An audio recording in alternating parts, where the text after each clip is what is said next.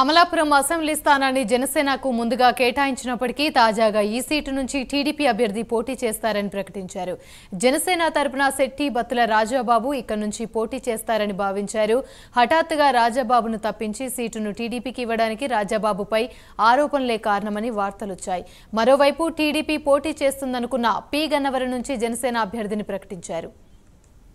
Party మారుతున్నట్లుగా YSR Congress పార్టీలోకి వెళ్తున్నట్టుగా చాలా పెద్ద ఎత్తున దుష్ప్రచారం జరుగుతూ ఉంది. దీని అంతటినీ కూడా ఖండిస్తూ ఉన్నాను. ఎందుకంటే క్రమశిక్షణ కలిగినటువంటి జన సైనికుడిగా జనసేన పార్టీలో నేను కొనసాగుతున్నాను తప్పించి నాకు వేరే ఆలోచన లేదు.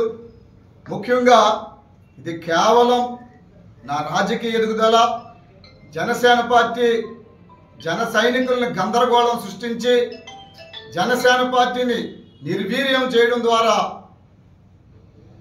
ఒక కుట్ర జరుగుతుంది, ఫలితం పొందాలని. ముఖ్యంగా నేను నా మీద టార్గెట్ చేసి నా ఎదుగుదలని, నాకు ప్రజల్లో ఉన్నటువంటి సానుభూతిని చెడ్డ పేరు తేయడం ద్వారా నన్ను పతనం చేయలేని ఒక కుట్ర మా ప్రత్యర్థి వర్గం కుట్రలో భాగంగానే ఇటువంటి అవాస్తవాలు సోషల్ మీడియాలో ప్రచారం చేస్తారని తెలియజేస్తూ నేను నాపై వచ్చినటువంటి ఆరోపణలు ఖండిస్తూ జనసేన పార్టీలోనే కొనసాగుతుందని చెప్పి తెలియజేస్తా ఉన్నాను.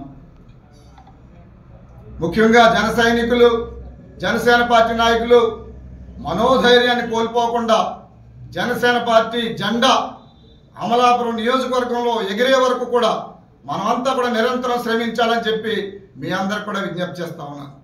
ఈ కుట్రను మనం ఛేదిస్తాం, ఈ కుట్రను ఛేదించి జనసేన జెండాను ఎగరేస్తామని చెప్పి తెలియజేస్తున్నాం. మరో ముఖ్యంగా ఈ సందర్భంగా నేను తెలియజేస్తా ఉన్నాను. మొన్న 4 రోజుల క్రితం మా పార్టీ నాయకులు నాగబాబు గారిని కలిసినప్పుడు అధ్యక్షుల వారికి నేను ఒక లేఖ రాయడం జరిగింది. ఆ లేఖలో 2009 నుంచి 2019 వరకు జనసేన పార్టీ లేదా ప్రజారాజ్యం పార్టీ జెండా అమలాపురంలో ఎగరలేదు. 2024లో తప్పక ఎగరాలి, కాబట్టి జనసేన మాత్రమే పోటీ చేయాలని చెప్పి నేను రాసి ఇవ్వడం జరిగింది. ఈ 2 సీట్లలో అసలేం జరిగిందని మా ప్రతినిధి సాంబశివరావు ద్వారా అడిగి తెలుసుకుందాం. సాంబశివరావు చెప్పండి. మనం చూసినట్లయితే జనసేన పార్టీ మరియు టీడీపీ బీజేపీ భాగస్వామ్యంలో ఉమ్మడి భాగస్వామ్యంగా ఏదైతే అమలాపురం సీట్ని అయితే మాత్రం జనసేనకి మొట్టమొదట కేటాయించారంటూ కూడా వార్తలు అయితే వచ్చినటువంటి తరుణంలో అమలాపురం సీటుని టీడీపీ ప్రకటించడంతో అందరూ కూడా షాక్ గురైనటువంటి పరిస్థితి. ఈ సందర్భంలో అమలాపురం ప్లేస్లో ఏదైతే టీడీపీ ప్రకటించినటువంటి పి గన్నవరం సీట్ ఏదైతే ఉందో సీటు పి గన్నవరం నుంచి రాజేష్ వైదొలగడంతో ఆ సీటుని మరలా జనసేన పార్టీ ప్రకటించడం జరిగింది. అంటే ఇక్కడ మనం చూసినట్లయితే అమలాపురం ఖాతాలో ఉన్నటువంటి జనసేన పార్టీ ఖాతాలో ఉన్నటువంటి అమలాపురం సీట్ ఏమో టీడీపీ ప్రకటించడం, టీడీపీ ఖాతాలో ఉన్నటువంటి పి గన్నవరాన్ని జనసేన పార్టీ కేటాయించడంతో ఇరువురు నేతలు కూడా ప్రకటన చేసి అభ్యర్థులను అయితే నిలబెట్టినటువంటి పరిస్థితి. కానీ ఇక్కడ మనం చూసినట్లయితే కొన్ని సామాజిక మాధ్యమాల్లో కానివ్వండి, సోషల్ మీడియా వేదికగా కానివ్వండి చాలా ప్రచారం అయితే జరుగుతున్నటువంటి పరిస్థితి. ఏదైతే ఇక్కడ ఎమ్మెల్యేగా జనసేన పార్టీ తరఫున పోటీ చేయాల్సినటువంటి అభ్యర్థి ఎవరైతే ఉన్నారో రాజాబాబు, ఆ రాజాబాబు వైసీపీ నేతలకు టచ్లో ఉన్నారంటూ కాబట్టి ఆయనకు టికెట్ నిరాకరించడం జరిగింది. కాబట్టి ఆయన్ని ఎట్టి పరిస్థితుల్లో కూడా పోటీలో ఉండకూడదనే ఉద్దేశంతో పవన్ కళ్యాణ్ ఇక్కడ సీటుని తీసుకెళ్లి టీడీపీకి ఇచ్చేశారంటూ కూడా వార్తలు పుకారు చేస్తున్నటువంటి పరిస్థితి. ఇలాంటి తరుణంలోనే అదేవిధంగా అటు పి గన్నవరంలో ఇక్కడ జనసేన పార్టీకి అభ్యర్థిని అక్కడ పవన్ కళ్యాణ్ ప్రకటించడం కూడా జరిగింది. అంటే మొత్తం మీద మనం చూసినట్లయితే జనసేన టీడీపీ సీట్ల సర్దుబాటు విషయంలో అటు ఇటు మార్చుకున్నటువంటి పరిస్థితి. కానీ పి గన్నవరాన్ని జనసేన పార్టీ ప్రకటించగానే జనసేన పార్టీ 22 సీట్లలో పోటీ చేస్తుందా అనే ఆలోచనలోకి జనసైనికులు, జనసేన నేతలు అయితే వెళ్ళినటువంటి పరిస్థితి.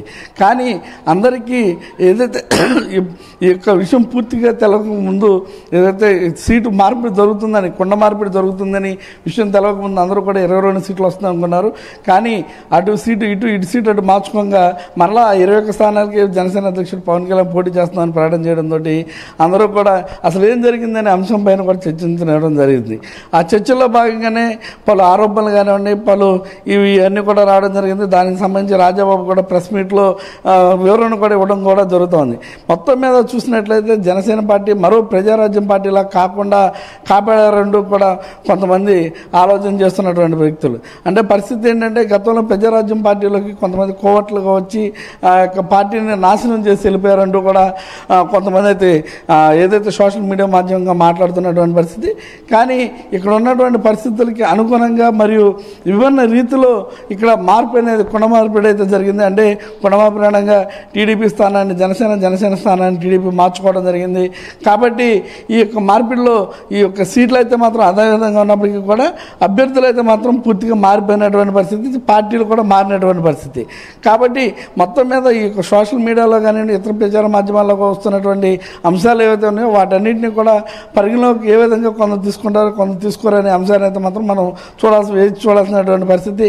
అక్కడి నుంచి ఈ యొక్క మార్పిడి విషయంలో అటు టీడీపీ అధినేత కానివ్వండి, ఇటు జనసేన అధినేత కానివ్వండి, ఇరువురు కూడా ఎందుకు మార్చాము అనేది మాత్రం ఎవరైతే ఇవ్వనటువంటి పరిస్థితి.